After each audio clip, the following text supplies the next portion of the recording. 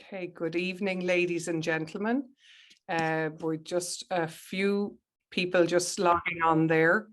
I can hear the beep beep in my ear a little bit. Welcome, good afternoon, good evening, wherever you are. This is the first live fall 2021 Glucksman Ireland House event of the semester.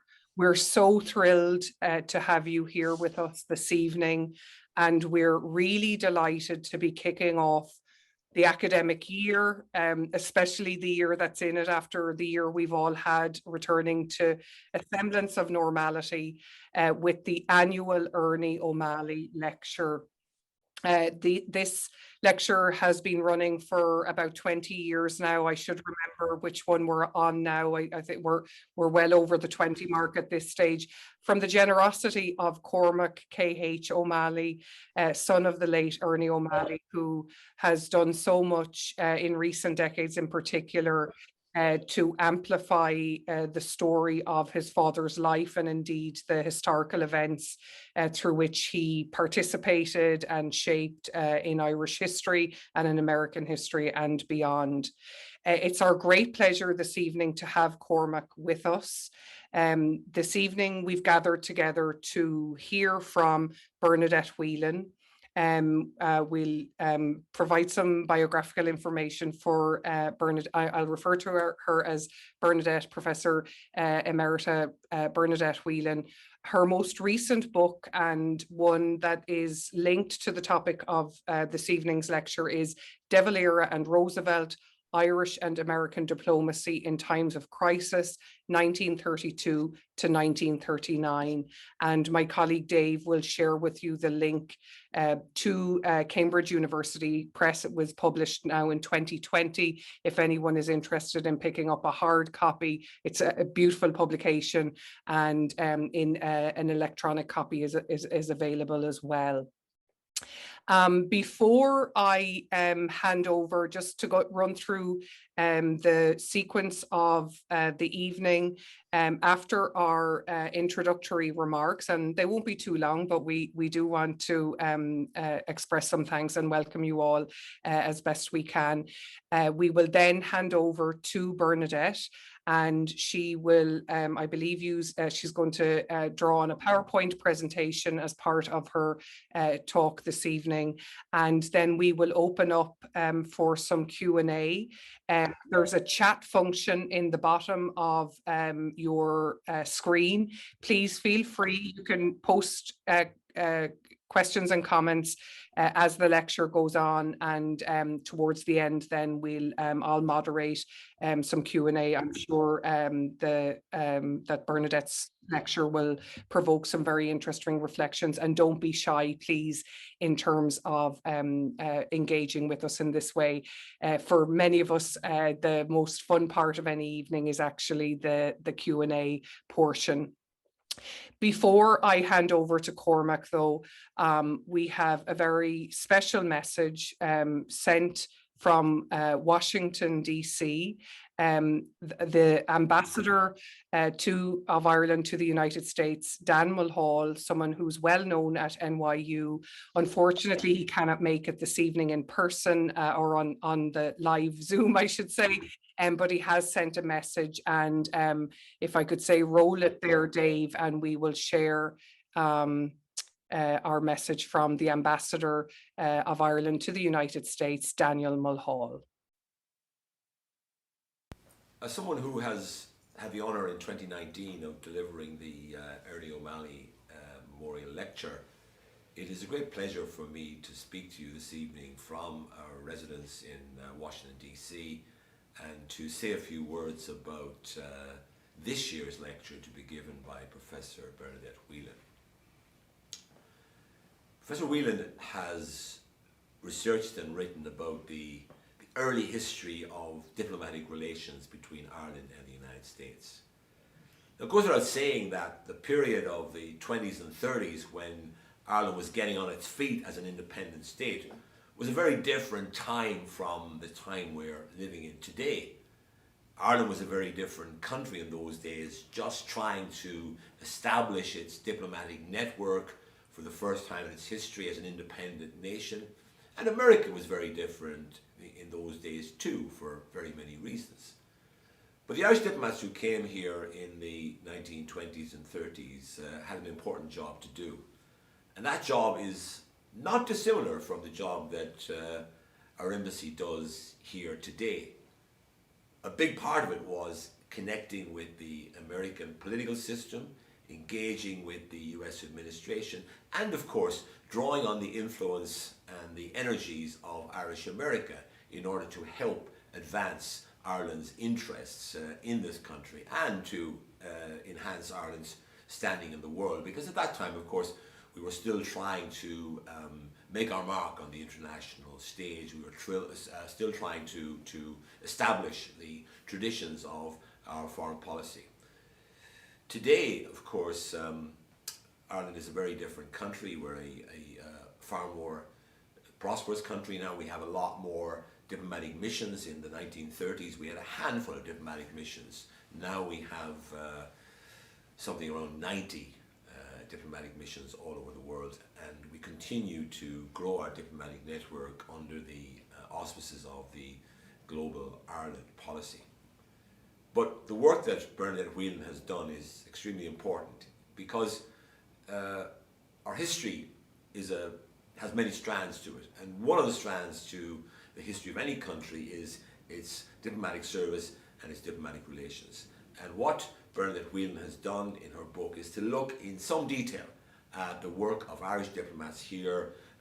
Very small embassy, very limited resources.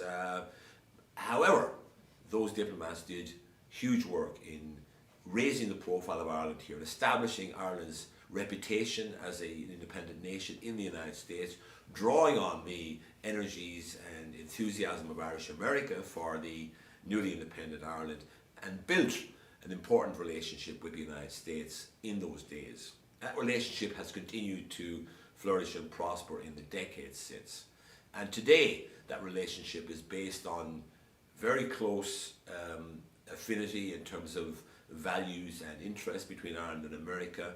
It's based on the continued enthusiasm of Irish Americans for their Irish heritage. It's based on two-way flows of trade and investment, which make the Irish-American economic relationship a really, really substantive one. In any terms, the relationship is a very significant one, with total two-way trade in trade and services, in goods and services, of around $150 billion a year, with very strong flows of investment in both directions. So this is a very good relationship, but it continues to be anchored very strongly in the interests that Irish Americans continue to have in Ireland. And I've come across that over the last few years in talking all over the United States about the challenges facing Ireland because of Britain's decision to leave the European Union.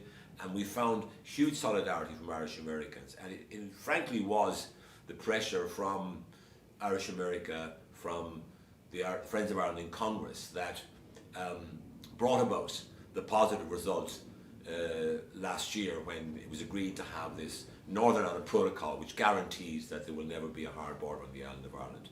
That protocol is still a matter of discussion and contention between the United Kingdom and the European Union. And again, in the months and weeks ahead, the influence of Irish America will be vital to us as we seek to navigate this very difficult period in our history, as our nearest neighbour leaves the European Union, and the consequences of that departure for Northern Ireland, for the border in Ireland, are very serious indeed.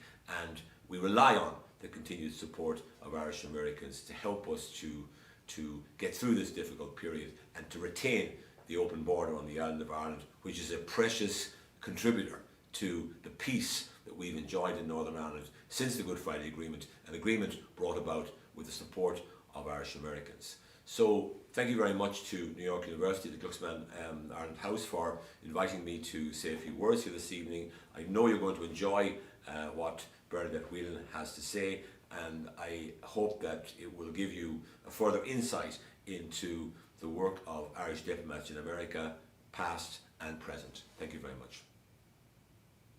And I'll now hand over to Cormac O'Malley. The floor is yours, Cormac. Thank you, Miriam.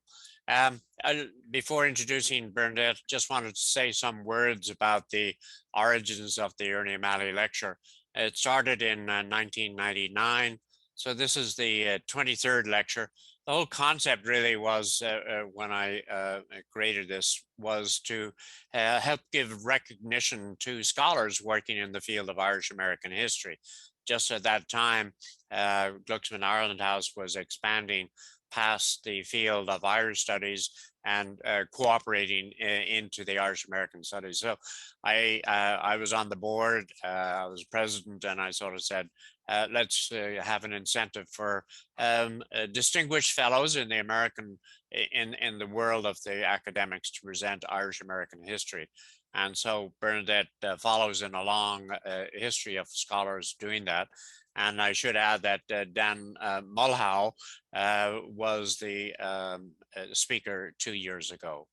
In terms of Bernadette, want to welcome her to this. We greatly look forward to not only reading the book De Valera and Roosevelt, the Irish and American Diplomacy in the Time of Crisis, 32 to 39, a very formative period in Irish history, where Ireland was trying to establish its own sort of independence from Britain under the new constitution. And Bernadette brings a tremendous background from her many years of work in history from the University of Limerick and many scholarly works that she has done, including the volumes 11 and 12 as an editor with the Documents on Irish Foreign Policy, which has given us really such a glimpse of what was happening behind the scenes, behind the doors of Irish embassies around the world. And those letters were so fantastic, and she must have learned so much, and we have learned so much about the day-to-day work of how policies were developed. So I'm sure that has formed an incredibly rich field for her as she has studied in this world. I should also note that this, as you come into the De Valera Roosevelt period, Ernie O'Malley wrote on that period in an article called Renaissance.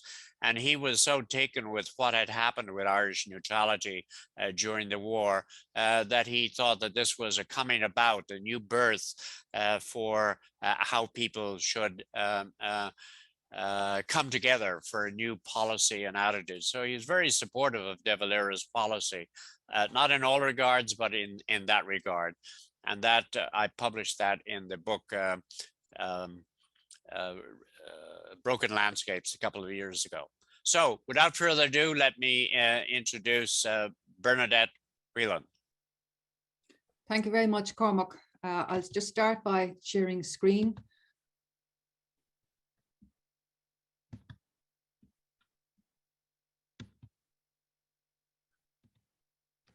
Okay. Evening, everybody, and thanks to everybody for logging on. I'm absolutely honoured to be asked to deliver the 23rd annual Ernie O'Malley Lecture.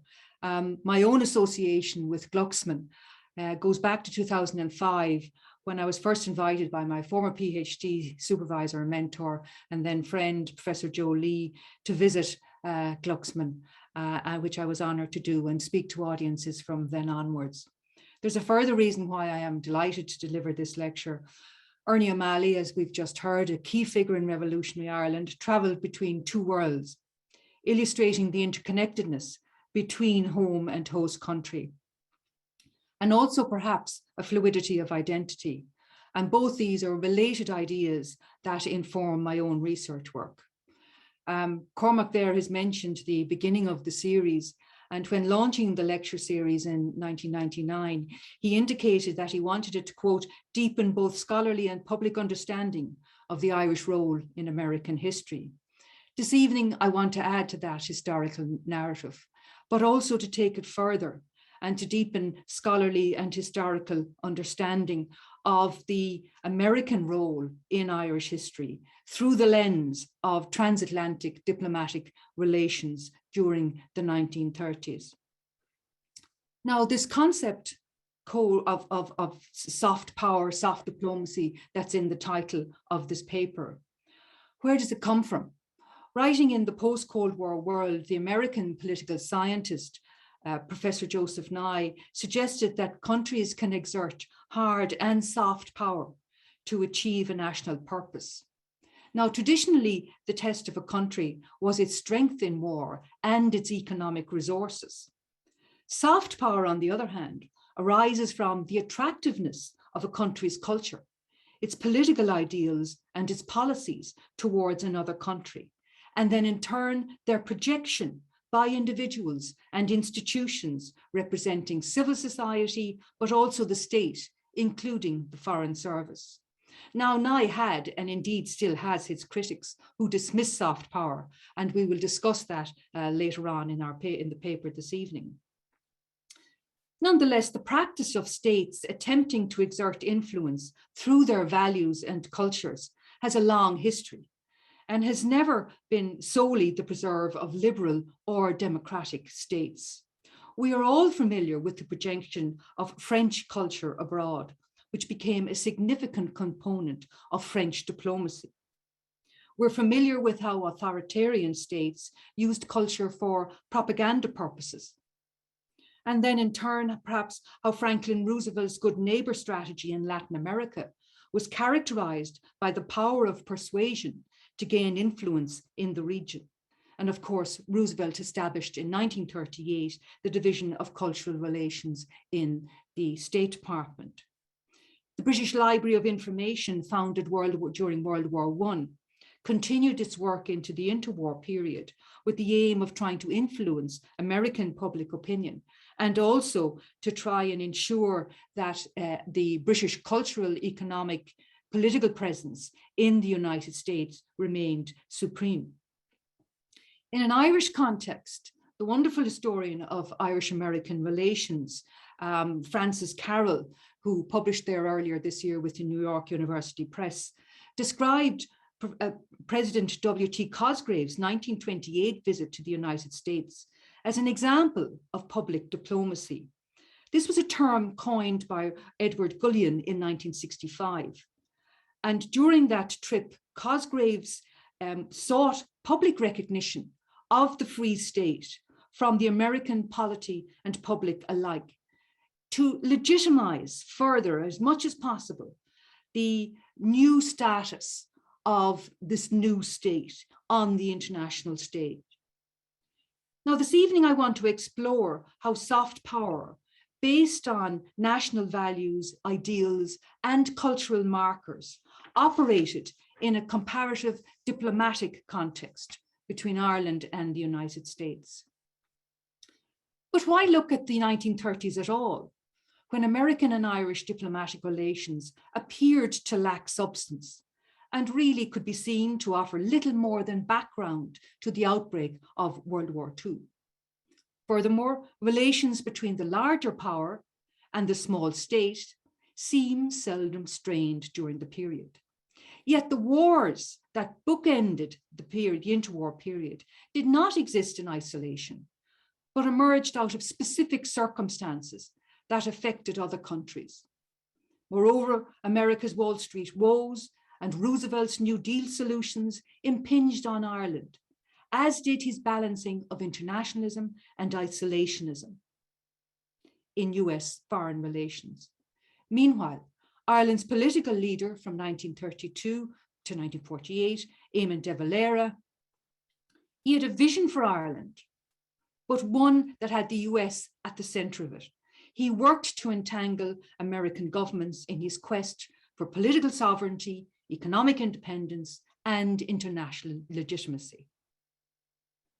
So against this context, the Irish diplomat in the US was instructed to persuade US governments, politicians, and the public to assist the newly independent Ireland, both morally and materially. Secondly, they had to counteract what was they described as the Britishness of American values, particularly in US official and political circles.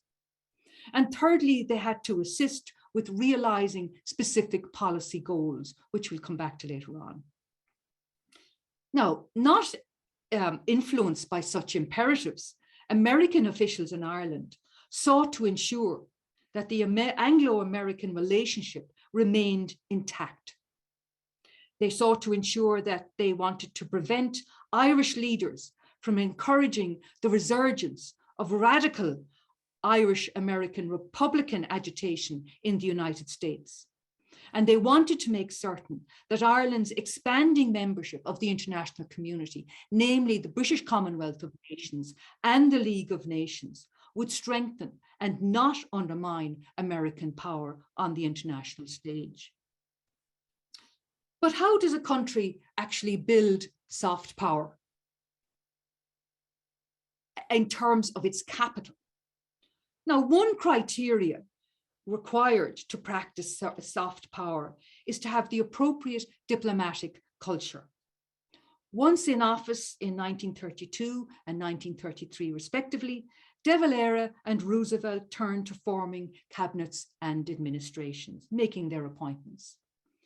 We have here a list of the individuals, the diplomatic couples, as I call them, who were appointed to Ireland and then in turn to the United States. The incumbent US minister in Dublin, Frederick Sterling from St. Louis, Missouri, stayed until 1933, when William McDowell, a Democrat from Butte, Montana, which he called Little Ireland, as we all know why, he was appointed. He had a strong interest in horse racing and golf, which would become a theme in the interests of US representatives to Ireland. De Valera saw McDowell's appointment as representing Roosevelt's deep interest in Ireland. Unfortunately, McDowell died in Dublin just 14 days after arriving, and another political appointee, Texas-born Alvin Owsley, was transferred from Romania to Ireland. He consoled himself with the knowledge that Ireland is, as he said, nearly halfway home to Washington, and it offered a good opportunity to indulge his passion for outdoor pursuits. Now, de Valera was delighted that Owsley had been appointed, even though he had no Irish connections, not least because among the candidates for the Irish post in 33 and again in 34 were two women, Mary Harriman Rumsey and Florence Borden Harriman. And de Valera made it quite clear through Michael McWhite to the State Department that it would embarrass Ireland if a woman was to be appointed. So he was quite happy with Owsley.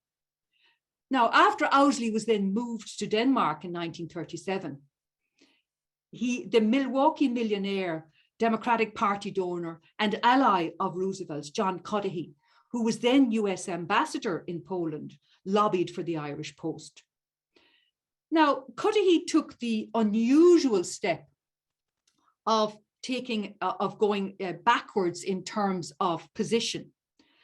He went backwards in rank to minister, and of course he went to a much less demanding post. Some in the State Department believed that he was bored with Poland and wanted to go to Ireland merely because, as they said, he wants the hunting and to have a good time. You can see here from a cover of a book, that one of the many books that Cudahy wrote, he had huge interest in hunting, and not just through, as you can see here, California, but indeed in Alaska, in Africa, and he had also been quite active in Poland as well, where he hunted on estates. So he wanted to come to Ireland, and he was a member of almost every hunting union that you could get involved in Ireland after he arrived. But irrespective of his motives, de Valera was delighted about Cudahy's appointment. Not only was he Irish American, he came from Callan in County Kilkenny originally, he was a Roman Catholic, and he was a friend of Roosevelt's. The reality, though, was that the Irish post was not discussed by Roosevelt and his Secretary of State, Cordell Hull, in any strategic sense of it being part of an Irish policy. or of any integral importance to the president's partial internationalism, which characterized his foreign policy. Indeed, the Irish post became part of the spoils system, becomes a reward to be dispensed by presidents to supporters. Now, as for the Irish appointments to the United States, de Valera decided to maintain Cork-born Michael McWhite in DC, even though he'd been appointed by the Cosgrave government and was anti-treaty. McWhite was the most experienced Irish diplomat and was in the US since 1929. Now, State Departments were relieved, officials were relieved when McWhite was retained, because to them it represented a sign of moderation, an early sign of moderation in de Valera's administration, and therefore began this allaying of fears of revival of Irish Republican agitation in the United States. By 1937, McWhite had enough of Washington life, and de Valera used this opportunity to promote one of his long-standing Republican supporters, Wexford-born Robert Brennan. Now, American officials knew Brennan because he had been legation secretary since 1932, but they worried about his radical views, and we will return to that. Now, these individual men did not come alone or were unaccompanied, even though the ideal diplomat was often seen to be the bachelor diplomat. The diplomats, the Irish diplomats in America, and we have here, were accompanied by spouses and families. A diplomatic wife could also represent her country in her own way and in her own right, indeed. Paula McWhite, whom we can see here, was a Danish-born artist, and she, as we'll see, developed her own profile a public profile in terms of her own skills and abilities. We have here, and many of you will be familiar, this is the Enniscorthy-born Una Brennan, who was an IRB member and former journalist, and many of you there in New York will certainly be familiar with Maeve Brennan, their daughter, who was then a journalist in the New Yorker. What about on the other side? This is an image here of Dorothy Sterling from Washington, DC, who was a formidable woman and indeed went to DC at one stage to have to lobby politicians to try and ensure that her husband was not moved from Dublin at all. You see her here, she had a baby in Dublin in 1932, and it's outside the delegation residence. And you see here with Frederick and the rest of the children. The independently wealthy Lucy Owsley from the Ball family from Muncie, Indiana, we can see here with her husband, Alvin. And then, of course, there was Cudahy. And Catherine Cudahy was from Wisconsin. She didn't spend too much time in Ireland, and there were quite, I argue in the book that there were quite a number of quite legitimate reasons as to why that didn't happen. But once in place, both sets of diplomats had to create circles and networks of influence among those in the center and on the fringes of power. And immediately the diplomats realized that there were links between the resources accorded to them and informal engagement, as they term soft diplomacy. Often the inadequacy of salaries, living and representation allowances made it difficult for these envoys to live in a manner appropriate to their official position and to make them effective representatives. Not being able to make ends meet was a constant refrain from Foreign Service officers, not just Irish and American, British, across the board, but of course was less of an issue for the wealthy political appointees. The US minister in Ireland, though, was very fortunate to reside in the former Chief Secretary's lodge in the Phoenix Park. Sterling, Owsley, and Cudahy were taken with the 18th century mansion and grounds. Each knew that the residence was unique and that it symbolized the high regard which the Irish government had for the United States. The surroundings also helped fulfill the heavy and constant social demands of the Dublin Post, and indeed was justified, the rent for it was justified by the State Department on those grounds. And this was even though the spouses bemoaned the old-fashioned kitchen that lacked modern labor-saving devices. And Lucy Owsley's correspondence is full of information about that.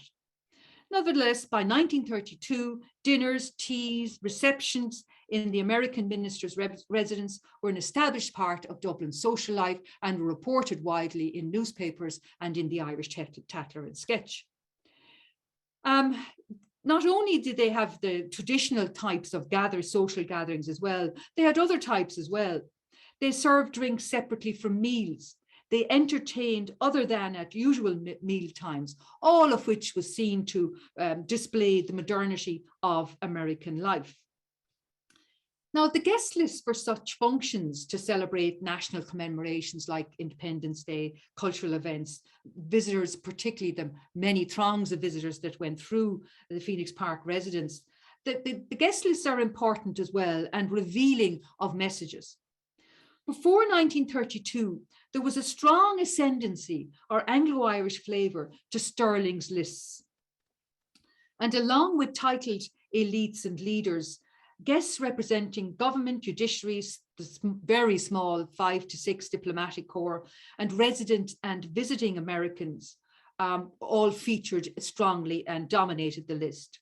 But notably, neither de Valera or his Fianna Fáil ministers featured on Sterling's guest lists, because de Valera, first of all, avoided any possibility of engagement with Free State government ministers or representatives, which might in turn show he recognized the Free State. And this continued through to 1932. And on the other hand, though, which is more important from our point of view tonight, Sterling regarded de Valera as a radical Republican unfit for office and did not invite him to any events. And it wasn't until de Valera fought the 1933 general election, the one after 32, that Sterling invited him, their ministers and their wives to the legation. Now, Alvin Owsley's guest list profile included the ascendancy classes also, but in addition to those groupings, nationalists, Catholics, middle classes, literary figures, as well as former and current politicians. Cuddihy's guest list took it even further, and he extended his invitations to heads of the National Gallery of Art, Government Information Bureau, University College Dublin, in other words, what was seen as the Catholic University, as well as TCD, which is seen as the Protestant University, journalists, and perhaps for the first time, minor but well-placed civil servants, such as Kathleen O'Connell, de Valera's personal secretary, who got to know Cuddihy very well. There was also Sheila Murphy from External Affairs. In Cork, the consul Leslie Wood, who the consulate had moved from Cove back to Cork, he sought social contact with Irish nationalists and die-hard British loyalists. So he tried to balance out his guest list as well after 1932. But US diplomats in Dublin amended their social practices even further, again revealing a level of acceptance of the new leader and his administration. For example, after 1932, whereas Sterling considered the greater use of the Irish language to be largely political window dressing, as he called it, Owsley accepted that a common language helped mould a race or a people into a nation. After the 1937 Constitution was introduced, Consul General Henry Balch went so far as to learn how to phonetically pronounce Taoiseach, although he spelt it first as T-E-A-S-H-O-P, Taoiseach, as in coffee shop, but Taoiseach. However, that went down with de Valera, one isn't sure, but he did make an effort in order to address de Valera accurately. While the word era used in the Constitution became acceptable English in the State Department. A further sign of American acceptance of the new government was that after 1932, US envoys accepted invitations to attend GAA All-Ireland matches, as well as soccer internationals, events in the National Gallery of Ireland and the Royal Hibernian Gallery, as well as the Municipal Gallery of Modern Art. They attended the Abbey Theatre, but also the Gaiety, the Olympia and the Gate, and of course the cinema. And at such venues, they and their wives met government ministers and wives. They met the diplomatic corps and other prominent people. Ministers Owsley and Cuddihy attended Roman Catholic as well as Protestant organised cultural, philanthropic and sporting events and gatherings throughout the country, while their wives developed separate social profiles. By engaging with De Valera's Ireland and all its contradictions, which we could describe as a Catholic, conservative, inward-looking country with a distinct Irish culture, alongside this urbanizing, modernizing, outward-looking country with international connections, the American envoys' social practices demonstrated official America's increasing accommodation of De Valera and his administration, and indeed policies. Now, in the United States, the McWhites and the Brennans lived in rented accommodation in Washington, D.C., as Ireland did not have a legation residence, unlike the palatial surroundings of the British Embassy, even the Cuban Embassy you can see here, and the Canadian Minister, William Herridge, was an extremely wealthy man, and they had a fairly palatial building also as their mission residence. McWhite was quite clear about the link between an official residence, social capital, and political legitimacy.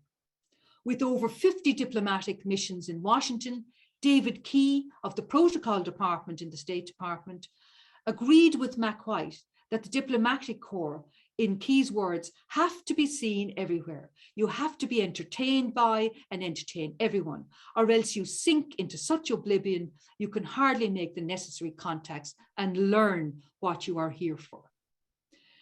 McWhite accepted that a small country had to avoid unnecessary glitter and show, but it had to be mindful that it upheld at the same time the dignity of the state, and that dignity did not suffer in its relations with other nations through parsimony and shabbiness. So he's constantly trying to link the two things of a residence, social capital, political legitimacy, when he was making arguments for increased allowances from Joseph Walsh, the Secretary in External Affairs.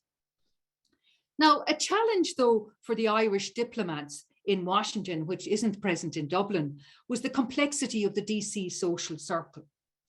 Washington society was highly stratified, with old Washington families, senior government officials, and diplomats, each carrying social register, and protocol was established. You have here an image of the front page of Helen Ray Hagner's manual, which and you can see the title of it here, Social Precedence in Washington.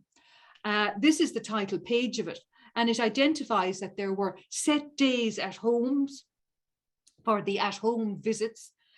There were correct forms of calling, invitation cards, an order of social precedence was set out, plans for seating at the dinner table, all of which aimed to lessen the possibility of causing a social gaffe.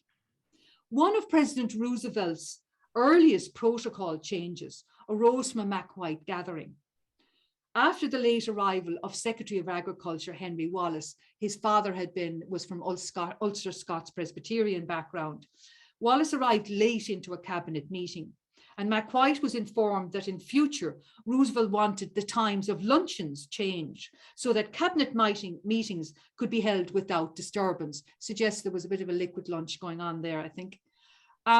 Michael, though, and Paula McWhite hosted lunches, dinners, supper parties at homes, teas, Sunday breakfasts and receptions in their apartment and in hotels. And we have here just a front page of the list of engagements that McWhite reported on for March 1932. You can see almost every day there was something or other that he had to go to or that he hosted as well. Some of which, as we'll see, he declined, but the majority that he hosted. And the number of guests that he was able to host as well, a luncheon party for 6 guests, a dinner party at home for 14 guests. And you can see also the type of individuals that he was inviting. These events which the McWhites held in their residence and in the hotels and in their apartment for the smaller gatherings in particular. They did indeed over time give an increased profile to the McWhites. Courtney Letts de Spiel, who we can see here, she was the American-born wife of the Argentinian minister. She had grown up with, she was American-born and she had grown up with Eleanor Roosevelt and was a great friend of hers during the 1920s. And she had, there's a wonderful, why I put up the box there, which is from the Library of Congress, contains her papers. If there are any students among you looking for anything, any project to do on this topic, she left a wonderful memoir that's actually typed, which is particularly covering her whole period while she was in Washington. And in that memoir, she commented that Paula McWhite fulfilled her job as what she called was chefesse de mission in a very thorough manner. Her cards, her at-homes, her dinners and lunches for women and men important to Ireland and her husband. So she was recognized as a social hostess. But in addition to her social organization, Paula McWhite held art exhibitions. Largely, much of her art was devoted to Irish themes. And you can see here there was a newspaper article about her in the Washington Post and another article which showed her painting away there. They're just two of her paintings that have survived to date. Una Brennan was debilitated by arthritis, but was known for her friendliness, hospitality as well as for her church work. Over in San Francisco, the classical pianist Olinda Murphy, who was wife of the Irish consul Matthew Murphy, held recitals, fundraising recitals for Catholic schools and indeed for Catholic orders as well. And that's from the Mill Valley record. She was German born and she was a classically trained pianist. So she, as well, as you can see, it says there, she was able to play some tunes of the Irish Lament and the Irish Reel. So she was also working on behalf of her husband and his government. So with few resources, though, McWhite adapted his approach to hosting, specifically that it was the quality rather than the quantity of guests entertained that mattered. And his guest list, as we saw there earlier, included representatives from the White House, government departments, Congress, the judiciary, diplomatic corps, the press, the Roman Catholic Church. Of course, then the Washington residents who carried such register and Irish America. Soon McWhite boasted that his guests included almost everybody known in official diplomatic and social circles. And he worked hard to show that, quote, we ourselves socially existed. Now, after 4 years as secretary of the Irish legation in DC, Robert Brennan became minister in 1938 and was well aware of the importance of entertaining and socializing. He decided to keep close to his Irish American friends in Congress. And he and Una became intimate friends with newspaper people, and she was particularly close to Lady Lindsay, wife of the British ambassador. Significantly, though, Brennan admitted that he was not close to the select circles, by which he meant State Department officials, because he regarded them as, quote, too prone to British charm. Now, this approach was in no way helpful to his mission, which was, as we'll see, one of a major failing for a diplomat. Over in the West Coast, Consul Matthew Murphy, who we've just referred to, his allowances became so low and so poor that by 1939, he was forced to refuse numerous invitations, which required any form of return visit, even though he knew that social isolation did not benefit Ireland's cause. Now, the Irish minister in Washington, D.C., and the 4 Irish consuls in San Francisco, New York, Boston, and Chicago also received many invitations from organizations, societies, companies, and individuals to attend events held in public and private places. Acceptances and refusals sent out messages. From the start of his tenure, McWhite operated on the principle that the presence of the Irish minister at Irish American events added prestige and éclat to their social functions, proving that the Irish immigrant was no longer at the foot of the social ladder.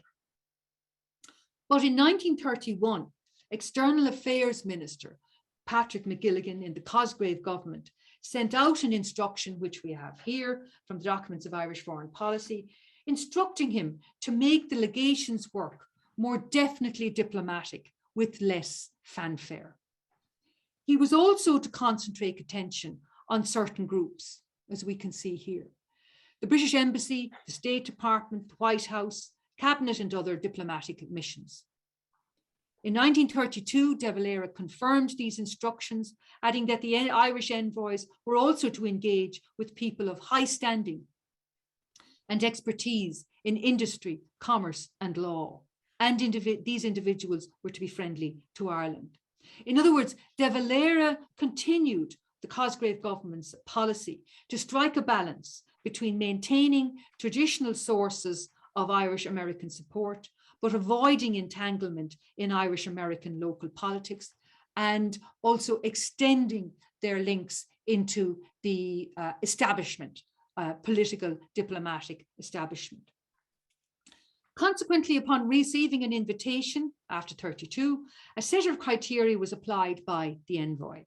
Murphy in San Francisco made discreet investigations into the nature of the inviting institution, other individuals scheduled to speak, and the subject of their addresses. He wanted to know everything about the event that he might be invited to.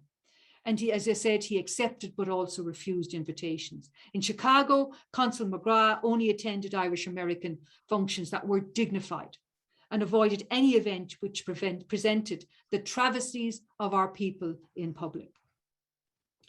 The day before De Valera took office, at a social function, Consul General William T. McCauley in New York reminded the pro-Cosgrave American Irish Historical Society, the American Fraternity Sons of Erin, and the Friendly Sons of St. Patrick that De Valera had been democratically elected and that all friends of Ireland should refrain from prejudgment and hostile criticism. He and Leo McCauley, his successor, avoided Tammany Hall events because of its association with corruption and graft.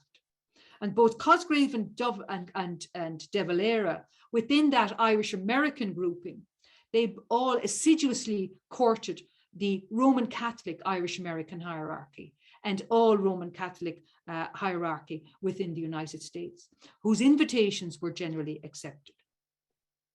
Now, St. Patrick's Day, like Independence Day in Ireland, was particularly a busy time for the Irish envoys in the US.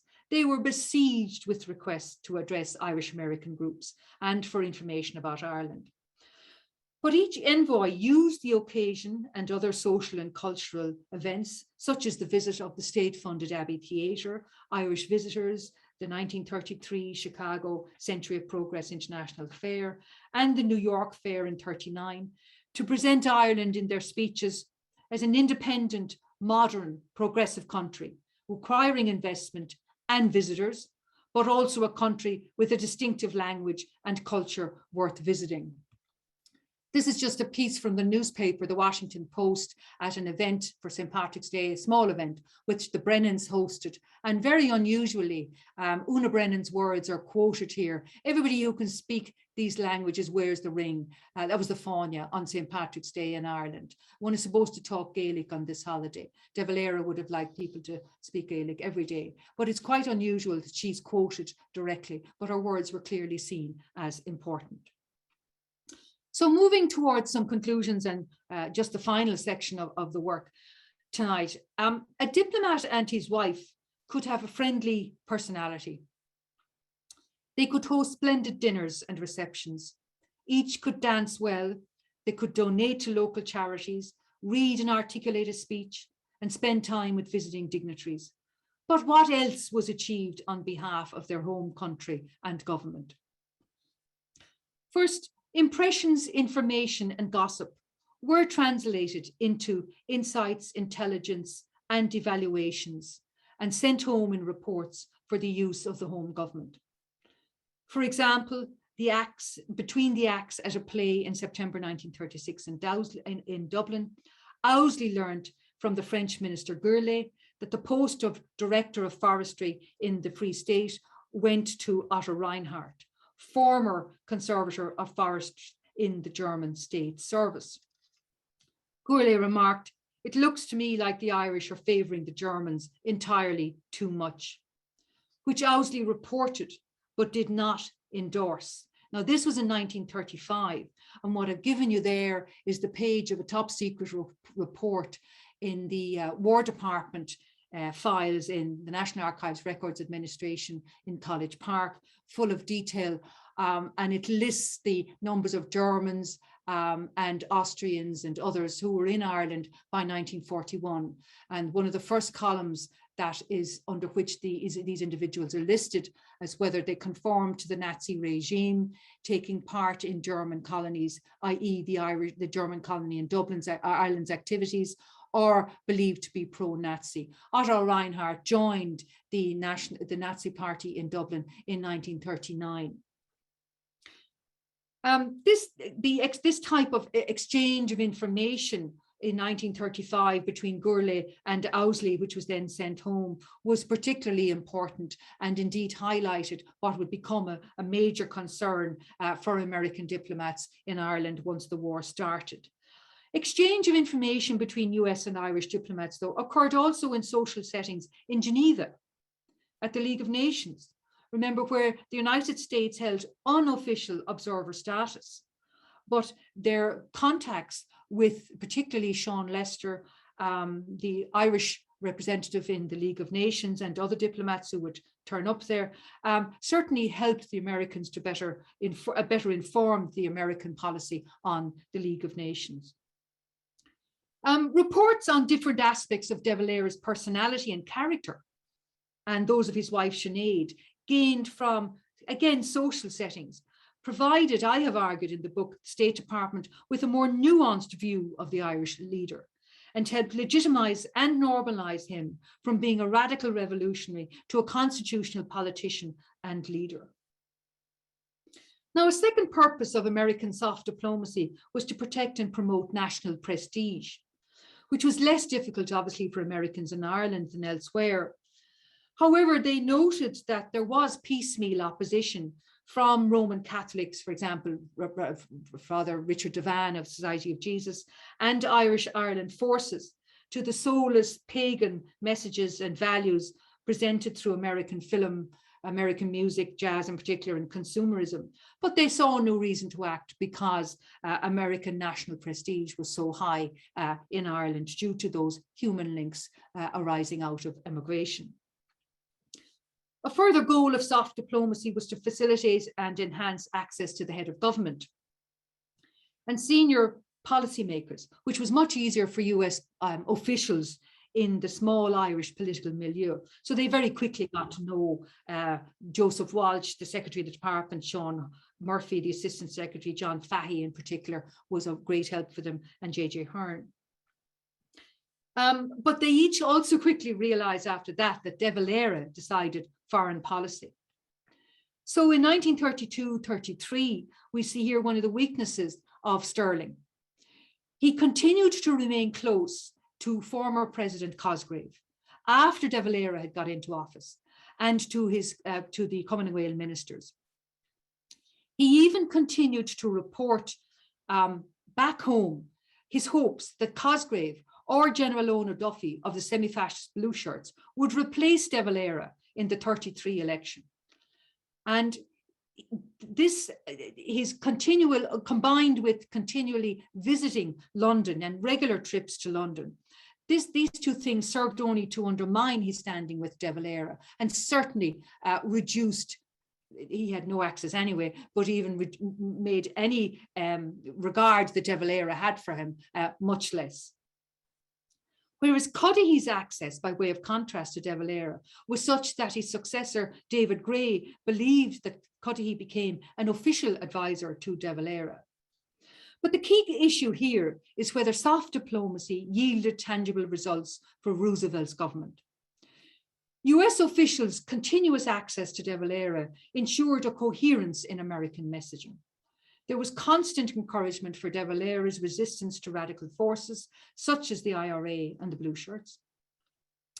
There was continuous encouragement from Owsley and Cudahy for his re-establishment of the Senate and creation of the presidency that reduced fears of any potential dictatorial intentions. And of course, all firmly placed Ireland, as he did, in the anti-fascist camp.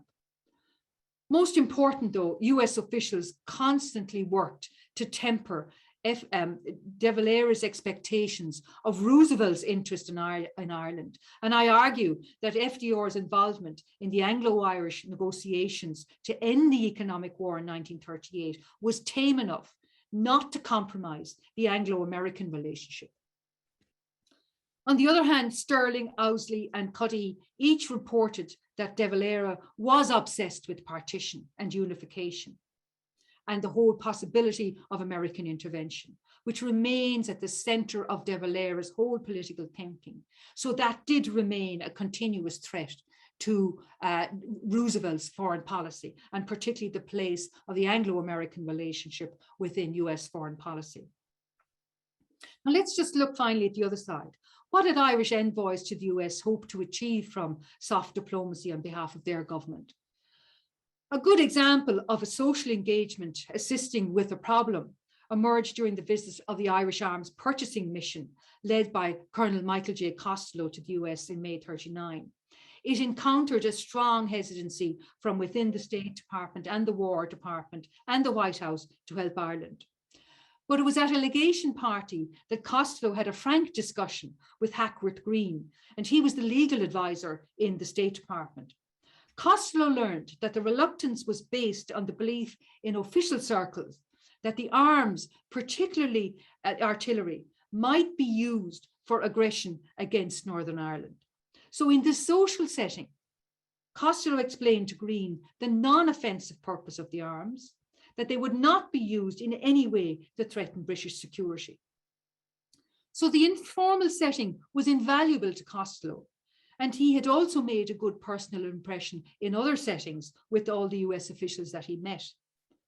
Roosevelt approved the request, but of course it was only after the British Embassy and the Foreign Office had agreed the transaction.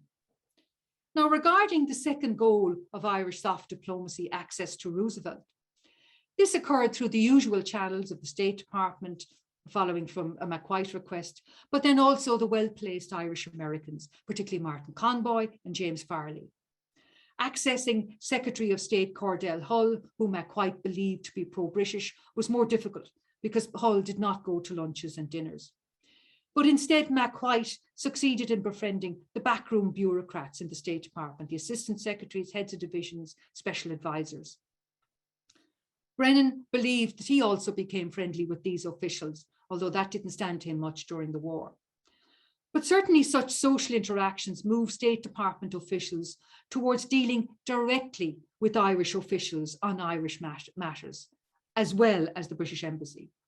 By the end of the 1930s, Irish envoys were not treated as satellites of the British ambassador. They had carved out a place for themselves, separate from the other dominions also. Even though they maintained successful personal relationships with some of the embassy staff. Nevertheless, counteracting the influence of the British school, as it has been called, in the State Department, this Britishness in the State Department, was a task that was much too impossible for them to achieve. And also it would prove to be difficult for them to do that because of the strong appeal of the empire or the royal crest in late 1930s America as a result of the deaths, the coronations and the abdications of the various members of the royal family in Britain. Of course, the continuing presence of the British Library of Information in New York, in other words, this semi-propaganda division of the Foreign Office made it all, which was extremely well equipped and resourced, made again the Irish envoys' task of countering that influence in official America very difficult for them to do. Regarding accessing Irish America, they certainly did connect with prominent individuals, sharing common ground of Irish heritage with people such as William Griffin of Hearst Press, which Matthew Murphy did extremely successfully. He became a great friend of Randolph Hearst and visited his estate on numerous occasions, even staying there for weekends, which is where he met William Griffin. Joseph Cyrillus Walsh, that New York editor and journalist, was also another journalist whom they made strong connections with.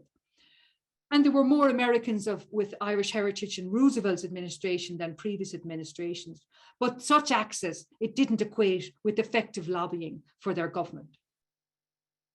Secondly, it could be said, though, that during the 1930s, the US Roman Catholic hierarchy became better disposed towards de Valera government.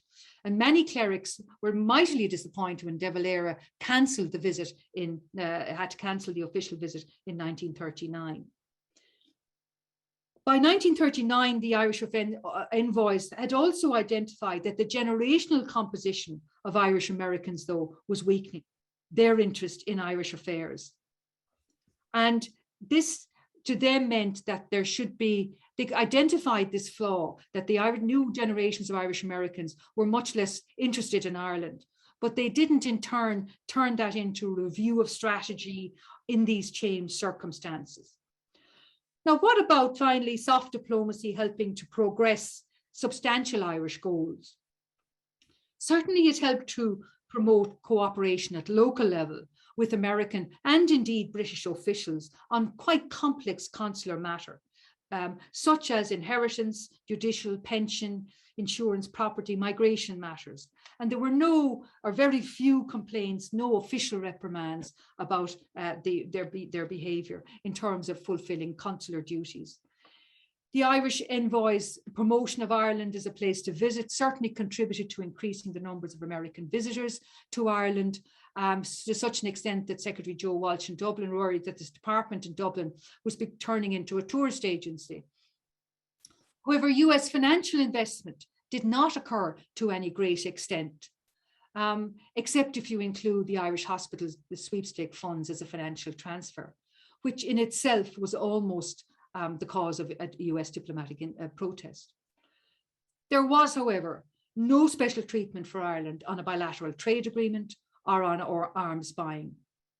And on partition, de Valera's most important priority, on so many occasions, Roosevelt's administration reaffirmed non-intervention, which effectively upheld the status quo and endorsed the British position that persisted into the late 20th century. So in conclusion, as a final paragraph, diplomacy we've seen, it's not and was not a linear form of activity. An attempt has been made here to understand how soft diplomacy was created and practiced alongside the formal meetings and the negotiations. Both countries' envoys successfully developed networks of contacts, embedded themselves and the legation in local political circles. Both sets of envoys and spouses were adept at using the attractive features of their respective countries' culture to good effect and ensuring that mutual relations remained friendly during the 1930s. But this paper also confirms that there were limits to the usefulness of soft power, particularly for the smaller state with little economic and political bargaining power, and an exaggerated view of its own political influence in the White House and in Congress, all of which was glaringly exposed after war broke out in autumn 1939. Ties of history and kinship and friendship generally between Ireland and America counted for little when pitched into the balance against the strategic significance of Britain's role as America's most important ally at times of international crisis. Thank you very much. Thank you, Bernadette. That was fascinating. If I can turn, it's fascinating to hear the continuities there in what Ambassador Mulhall remarked upon, Bernadette, that themes that had come through in your own paper this evening. Really, really fascinating. That implicit leaning into the British, even customs in those ways that you brought out in etiquette and stuff like that. It's really fascinating how you unpacked all those themes for us. If we could go to some questions here, and I'm going to firstly take one from Cormac O'Malley himself. Cormac asked, what was the attitude generally of the 4 Irish consulates to the Irish Republican residents in the United States? McGrath hired Ernie O'Malley to help with the 1933 Chicago World Fair. Did they generally hire Irish Americans, and of which political views, Irish and American? Have you come across any sense of sources that would point to that, to answering that question, Bernadette? Yeah, there's a lot of material in the reports back, even though the reports are quite piecemeal, back from the consular officers and particularly from the Washington legation. But you'll see in the introduction to one of the DIFP volumes that a lot of the material from Washington, DC, which would have incorporated the consular stuff, hasn't survived. So you're actually trying to pick up bits and pieces from various different sources, within other reports as well. To try and answer your question, I mean, it depended on the work that they were being asked to do. You had at the beginning, when de Valera got in, the hope, particularly as obviously the Depression was unfolding in the United States, Joseph McGarrity, who had been still slightly his ally until de Valera started moving against the IRA in 33 and 34. McGarrity, for example, hoped that he might be appointed to a consulate. One of his the other Clan Gael allies in Chicago, a major Kincaid, I think was his name, he hoped to be employed as a consulate, which would have given them, a stream of income. But neither of them were employed. And they also then looked for some, Irish Americans looked for some honorary consulate positions. And because the Irish representative system at that stage, and indeed still today, there were no political appointees, which meant therefore that the honorary consulates at that stage were seen as a derided post and position, often associated with nefarious practices. And so when they were setting up the whole consulate system in the States, they didn't want to employ individuals who were not civil servants. So you had Irish Americans who also asked and requested work as legal officers with the various consulates to deal with consular immigration work and inheritance work. And a lot of it depended on whether they were employed, as to whether they were in good standing. And if they were in good standing, well, they were employed. And if they were not in good standing, such, for example, if they were heir chasers, or which meant that individuals who would try and get somebody who was about to inherit an estate to sign up have to pay a huge fee and lose out on half the inheritance. So if they had poor reputations in that regard, they wouldn't be employed. So I didn't come across any great open opposition on paper written by McWhite or any of the consulates who were put in place as to individuals that they would or would not employ. It seemed to me that they used individuals to suit the particular task in hand in that regard. There could be, and there probably is much more to be said, but I didn't come across any great, as I say, political influence in those appointments. Thank you, Bernadette.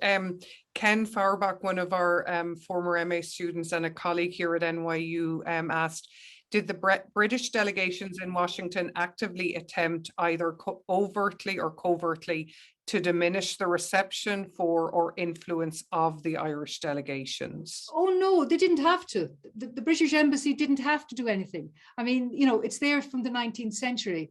And it's well established. It has its connections. It has the British Library of Information in New York. It already has, like Roosevelt himself admitted to being almost a royalist. And the welcome that he gave the royal family, and you saw the last image there. I mean, part of the reason, astonishingly, he invited de Valera to visit the US in early May 39. He invited them to come in June 39. It was very clear that the State Department had no role in either of the invitations because the timing was dreadful, particularly from a security perspective, and particularly because Sean Russell was in the States at the time as well, the IRA quartermaster. So, to answer your question, they didn't have to actively do anything. They already had connections in the State Department, in Roosevelt's White House, within the elites and the leadership of journalistic circles and powerful circles. So the Irish were continually, and think of the difference in numbers. I mean, you had something like 60 consulates throughout the States, British consulates. You had 4 Irish. In Washington, you had a handful of Irish in the legation, and there was something like 40, 50 in the British embassy. So, the fact that they even saw themselves as creating some kind of a social profile that was separate from the embassy and importantly from the other dominions was in itself a success, an achievement, I should say. So no, there was no deliberate, because the British didn't have to. Fascinating.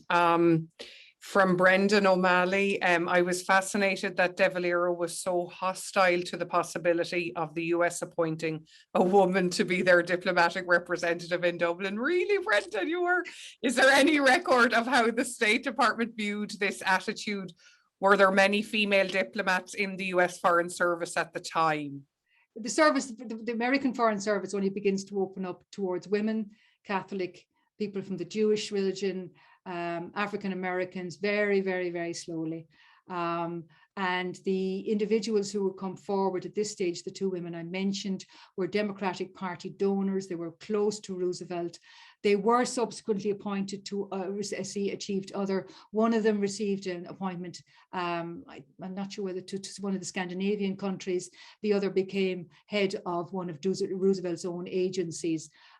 So, there is no record of that. There never would be a record of it. What was amazing is that there was a record from the Irish side and the Irish objection, which would be that was, I said, that it was embarrassing to the Irish if a woman was appointed.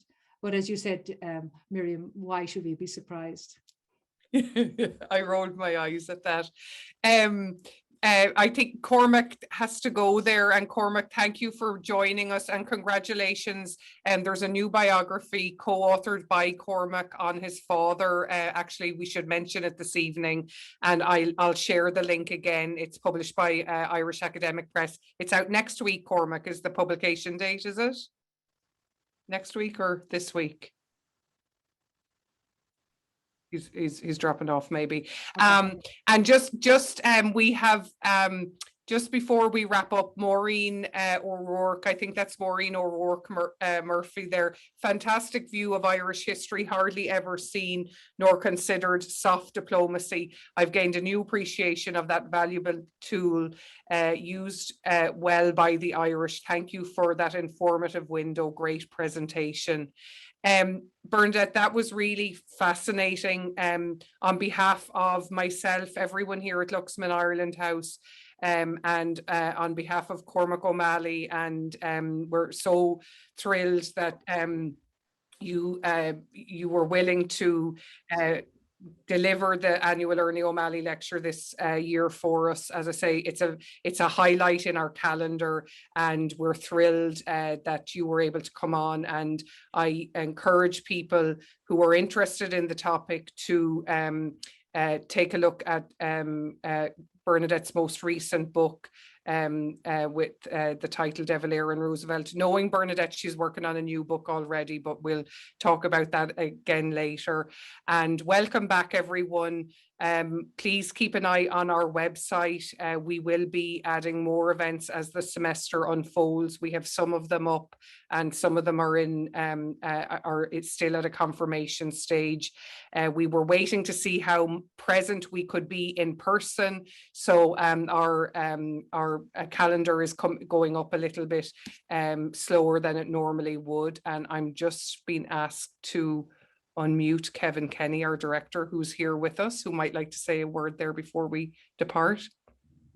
Oh, no, just to thank you, Bernadette Whelan, for such a wonderful lecture. And that's all I'm going to say. I'm looking forward to seeing all of you at forthcoming events. And thank you, Miriam, for hosting. No, thank you.